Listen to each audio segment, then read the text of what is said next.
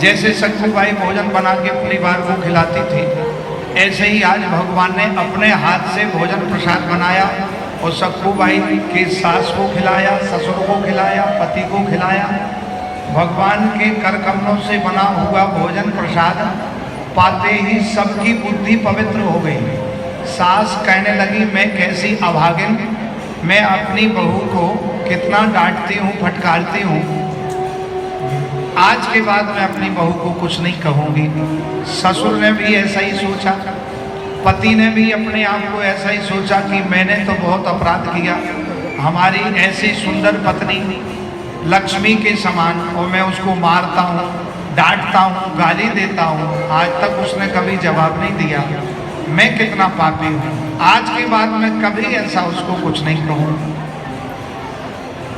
अब सक्कू से कहा, सक्कू बेटा आज के बाद सबसे पहले भोजन तू करेंगे, तू मेरी बहू नहीं मेरी बेटी के समान है, और जो तेरे भगवान विट्ठलनाथ बक्से में बंद हैं उनको निकाल, और अभी मंदिर जाओ, बाजार जाके सुंदर सा मंदिर लाओ और ब्राह्मणों को बुला करके विट्ठल भगवान की प्रतिष्ठा कराई और सुंदर मंदिर बना के और भगवान को भोग लगा के आरती करी, और पूरा परिवार सुबह शाम भगवान की आरती करता, भोग लगाता, परम भक्त बन गया।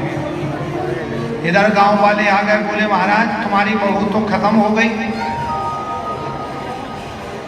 जब तक भगवान श्री विट्ठलनाथ ने क्या किया कि रुक्मिणी जी से कहा, रुक्मिणी जी से कहा कि सक्कू को भेजो जल्दी से।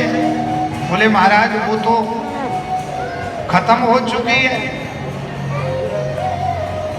तो भगवान विट्ठल ने कहा कि उसको जीवित करो। रुक्मिणी जी ने, भगवान विट्ठल जी ने रुक्मिणी जी से कहा कि तुम कहना यदि सक्कू की सच्ची भक्ति है तो जीवित हो जाए।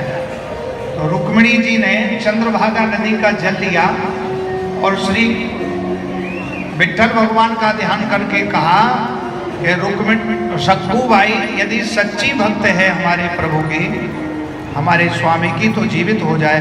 और जैसे जल छोड़ा तो वहाँ जिस जगह पर सक्कू को जलाया था उस जगह सक्कू की अस्थियां पड़ी थी, उन अस्थियों पर जल छोड़ा तो छोड़ते ही सक्कू के रूप में प्रकट हो गई, वो जीवित हो गई।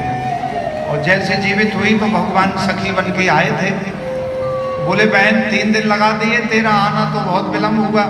बोले मैं करूं क्या, मैं ऐसी वहाँ विलम्ब गई के पता ही नहीं लगा।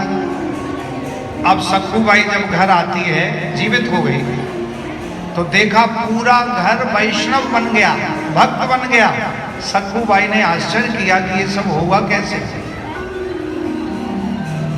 तो बोले बेटा बताओ 3 दिन तुम नहीं थी, हमने सुना तुम मर गई थी, तुम्हारे शरीर को जला दिया गया था।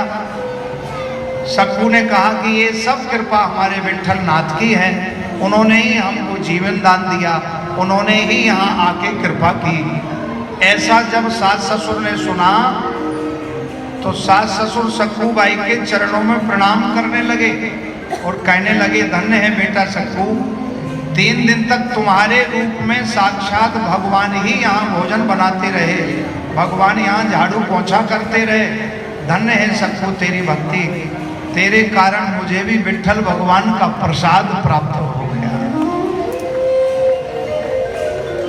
भगवान के परायण होने से भगवान उस भक्त की तो रक्षा करते हैं, लेकिन भक्त के अंग संग जो भी हों उन पर भी कृपा हो जाती है। केचित केवलया भक्त्या वासुदेव परायणा अघं धुन्वन्ति कार्त्स्नेना निहारमिव भास्कर अन्याभिलाषिता शून्यम ज्ञान कर्माद्यनावृतम आनुकूल्येन कृष्णानुशीलनम भक्तिरुत्तमः। भक्ति से भगवान की प्राप्ति होती है और मानव जीवन सफल हो जाता है। इन्हीं शब्दों के साथ भगवान के चरणों में वाणी विराम। जय श्री कृष्ण। गोविंद हरि गोविंद।